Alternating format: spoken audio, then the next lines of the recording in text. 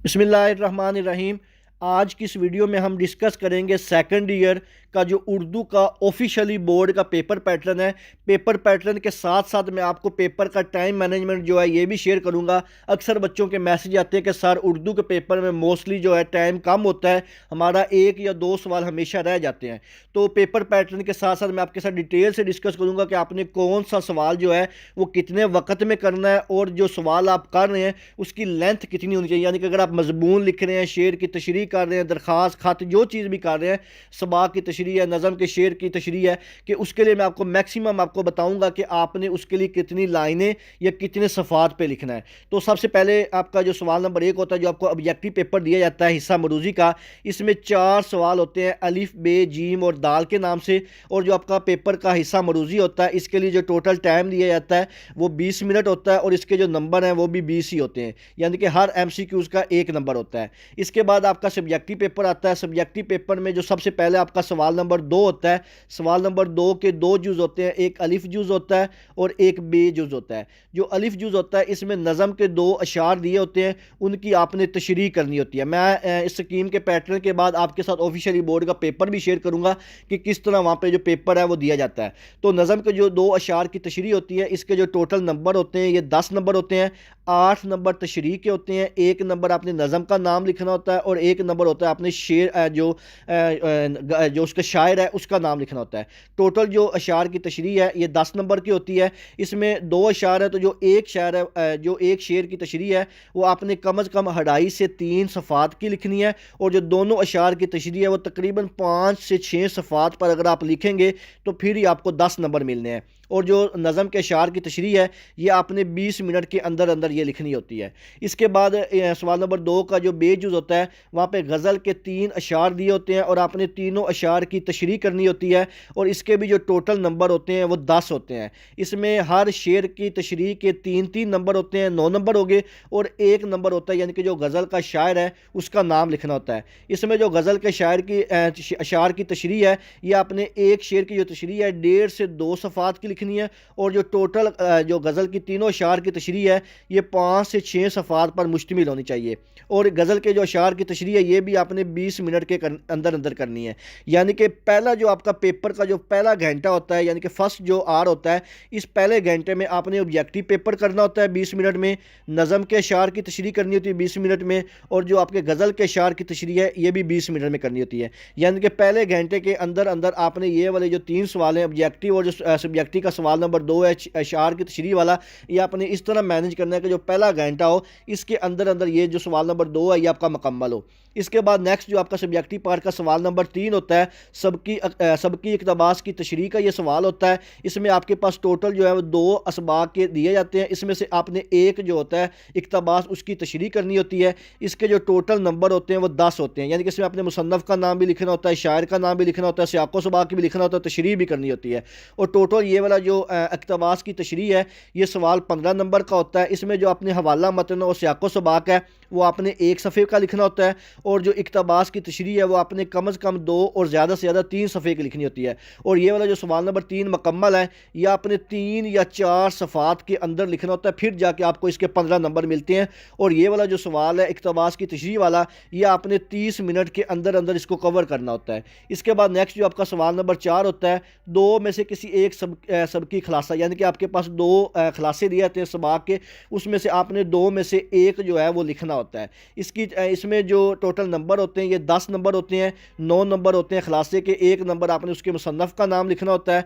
और इसके लिए कम अज़ कम आपने 2 से 3 जो सफ़ात हैं, अगर आप ये 2 से 3 सफ़ात में इस सबक का खलासा लिखेंगे तो फिर जाके आपको इसके 10 नंबर मिलेंगे। और इसके लिए जो टोटल वक़्त है वो 20 मिनट के अंदर अंदर आपने जो सबक का खलासा है वो लिखना होता है। इसके बाद नेक्स्ट जो सवाल होता है सवाल नंबर 5 होता है।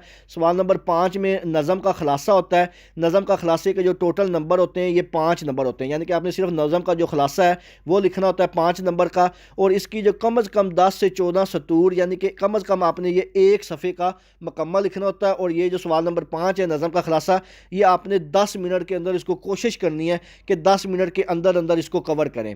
इसके बाद नेक्स्ट जो आपका सवाल नंबर 6 होता है, सवाल नंबर 6 आपका होता है मजमून मजमून नवीसी का, यानी कि आपने ऐसे लिखना होता है, मजमून लिखना होता है।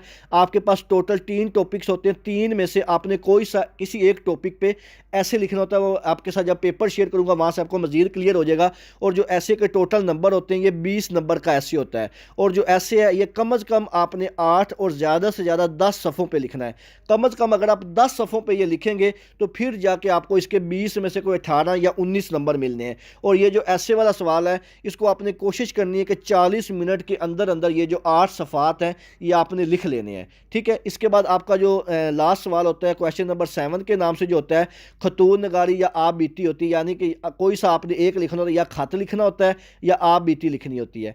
तो इसके जो टोटल नंबर होते हैं ये 10 होते हैं। इसमें आप कोशिश करें कि आप बीती के बजाय जो खत है उसको तरजीह दें, और जो खत है वो कम अज़ कम आपने 2 से 3 सफ़ात के अंदर लिखना होता है। और इसके जो टोटल नंबर हैं ये 10 होते हैं। और ये आपने कोशिश करनी है कि 20 मिनट के अंदर अंदर ये वाला जो आपका खत है इसको आपने कवर करना है। यानी कि जो आपका लास्ट वाला तीसरा घंटा होगा, तीसरे घंटे में आपने मजमून भी लिखना होता है और साथ में जो आपका खत होता है इसको भी आपने लिखना होता है। इसके बाद कुछ थोड़ी सी इंपॉर्टेंट टिप्स हैं वो आपके साथ शेयर कर दूं इसी पेपर के मतलब की प्रेजेंटेशन के मतलब। हर सफ़े पर दाईं तरफ 1 इंच हाशिया डबल लाइन लाजमी लगाए, यानी कि जब आपको पेपर की जो आंसर शीट मिलती है उसके आपने दाएं तरफ जो 1 इंच का हाशिया डबल लाइन वो लाजमी लगानी है। उससे पेपर में खूबसूरती और उसकी प्रेजेंटेशन में ज़्यादा बेहतरी आती है। उसके बाद हर सफ़े पर 2 या 3 पैराग्राफ बनाएं, यानी कि जब आप कोई भी मजमून लिख रहे हैं, खलासा लिख रहे हैं, अशार की तशरीह कर रहे हैं तो कोशिश करें कि जो सफ़ा है उसके अंदर 2 से 3 कि पैराग्राफ बना लें। इससे भी खूबसूरती होती है। ये नहीं कि आपने ऊपर से शुरू किया लास्ट तक लिखते ही जा रहे हैं, तो कोशिश करें उसको पूरे पेज की बजाय वहाँ पे 2 से 3 पैराग्राफ बना लें।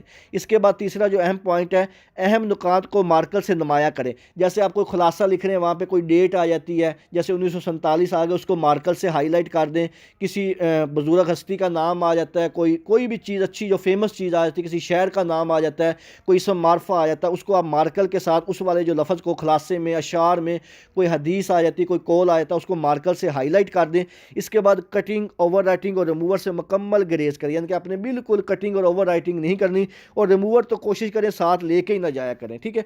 इसके बाद पांचवा जो टिप है, जवाबात तहरीर करते हुए वक़्त की तकसीम 1 to 5 फार्मूला का ख्याल रखें।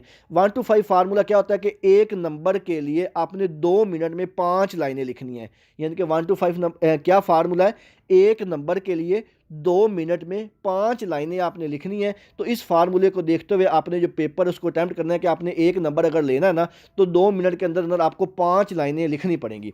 इसके बाद सवाल नंबर 6 है, हर जवाब का इब्तदाइया और इख्तितामिया भरपूर हो, यानी कि जब आपने कोई सवाल शुरू किया तो उसके ऊपर अच्छी सी हेडिंग दे दे कि मैं खत लिख रहा हूँ, मजमून लिख रहा हूँ, और जब वो सवाल ख़त्म हो जाए तो लास्ट पे उसके नीचे एक लाइन लगा दें कि यहाँ पे ये क्वेश्चन मुकम्मल हो गया है, ताकि पेपर चेकर को भी पता चल जाए कि बच्चे का ये सवाल मुकम्मल हो गया है। इसके बाद 7वां जो पॉइंट है, नज़म और गज़ल के शार की तशरीह और मजमून नवीसी में हर सफ़े शेरी और नसरी वालों से मज़ीन हो, यानी कि जब आपने अशार या नज़म की तशरीह करनी है इसमें कोशिश करें कि अशार की तशरीह करते वक्त इसमें शेर, अकोर, हदीसें जो हैं वो ऐड करें।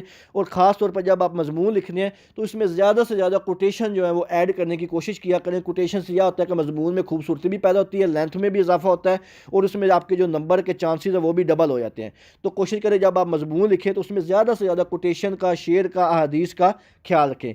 तो ये था आपका उर्दू का ऑफिशियली सेकंड ईयर का पेपर पैटर्न। अब मैं आपके साथ इसका एक सैंपल शेयर करता हूँ जो लास्ट ईयर ऑफिशियली बोर्ड का पेपर है। ये पेपर मैं आपके साथ दिखा देता हूँ कि इस तरह आपका जो पेपर होता है सेकंड ईयर का, इसमें टोटल जो वक्त होता है सब्जेक्टिव पार्ट का 2 घंटे 40 मिनट होता है, और जो ऑब्जेक्टिव पेपर होता है वो अलहदा से होता है। सब्जेक्टिव पार्ट के जो टोटल नंबर होते हैं ये 80 नंबर होते हैं। जैसे मैंने अभी आपको बताया था कि आपको जो सवाल नंबर 2 होता है इसके 2 जुज़ होते हैं, एक अलिफ जुज़ होता है, एक बे जुज़ होता है। जो अलिफ जुज़ होता है ये आपका नज़म में से हिस्सा नज़म में से होता है, और जो इसका बे जुज़ होता है वो हिस्सा गज़ल में से होता है। तो आपने क्या करना होता है, जो हिस्सा नज़म है इसके दोनों शार की तशरीह करनी होती है, और जो हिस्सा गज़ल है इसके ये वाले जो शार दिए हुए इनकी तशरीह करनी होती है। ठीक हो गया। इसके साथ इसका जो हिस्सा 2 शुरू हो जाता है। हिस्सा 2 में जो आपका सबसे पहला सवाल होता है, सियाक़ो सबाक़ के हवाले से किसी एक जुज़ की तशरीह करें, मुसन्नफ़ का नाम, सबक का अनवान भी तहरीर करें। और ये वाला जो सवाल है आपका 15 नंबर का होता है, यानी कि यहाँ पे आपको 2 असबाक दिए हुए हैं, इन दोनों में से किसी एक का आपने सियाको सबाक के हवाले से इसकी तशरीह करनी है। इसकी डिटेल मैं पीछे स्कीम में आपको बता चुका हूँ। इसके बाद नेक्स्ट जो आपका सवाल नंबर 4 होता है, किसी एक नसाबी सबक का खुलासा लिखें, यानी कि आपका 2 असबाक दिए जाते हैं, इसके 10 नंबर होते हैं और मुसन्नफ़ का नाम का 1 नंबर होता है, यानी कि 9 नंबर आपको जो खुलासा है उसके हैं और 1 नंबर जो उसके मुसन्नफ़ का नाम है वो आपने लाजमी लिखना होता है कि जो सबक आप लिख रहे हैं, जैसे कोई भी आप लिख रहे हैं कुर्तबा का काजी, इसका किस मुसन्नफ़ का है, इसका नाम लाजमी लिखना है। इसके बाद जो 5वां सवाल होता है, ये एक नज़म दी होती है, उसका खुलासा लिखो, जैसे यहाँ पे नज़म अकबर इलाहाबादी है, इसके जो टोटल नंबर होते हैं ये 5, जस्ट आपने इसका जो एक नज़म एक पेज की इसकी आपने खुलासा लिख देना है।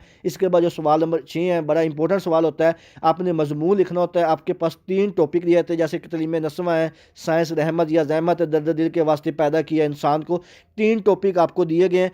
20 नंबर का ये ऐसे होता है, ये कम अज़ कम आपने 8 से 10 सफ़ात का लिखना होता है, फिर जाकर आपको 18 या 19 नंबर मिलते हैं। इसके बाद जो आपका आखिरी सवाल होता है, जो मैंने अभी आपको बताया था, आबीती होती है या खत होती है, जिसमें 90% जो चांस होते हैं वो आपके खत के ही होते हैं। तो यहाँ पे जो सवाल नंबर 7 है, ये खत आया हुआ है, 10 नंबर का होता है, इसको भी आपने कम से कम 2 से 3 सफ़ात का लिखना होता है। तो कोशिश करें कि खत जो है उसको अच्छी तरह याद करके जाएँ। तो ये था आपका सेकंड ईयर का उर्दू का ऑफिशियली स्कीम या पेपर पैटर्न, और इसके साथ साथ आपके जो पेपर की टाइम मैनेजमेंट है कि आपने पेपर को टाइम पे कैसे अटैम्प्ट करना है, वो भी मैंने डिटेल से बता दिया है। तो इसके अलावा कोई भी सवाल आपके ज़हन में हो तो आप मुझसे कमेंट सेक्शन में पूछ सकते हैं। दुआओं में याद रखिएगा। जज़ाकल्लाह। अल्लाह हाफिज़।